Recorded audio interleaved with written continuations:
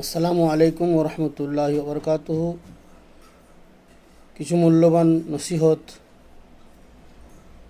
বলি। তিনটে জিনিস নিয়ন্ত্রণে রাখো: রাগ, জিহ্বা ও অন্তর। তিনটে জিনিস পবিত্র রাখো: শরীর, পোশাক, আত্মা।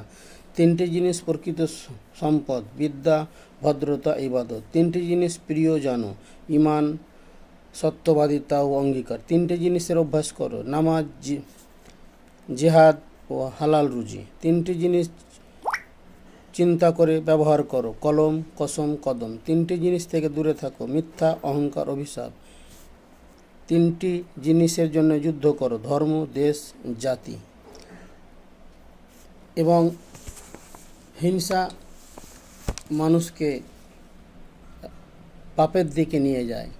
তা হিংসা ইবাদতের মাধ্যমে যদি করেন, ইলম এবং ইবাদতের দিয়ে করতে পারেন।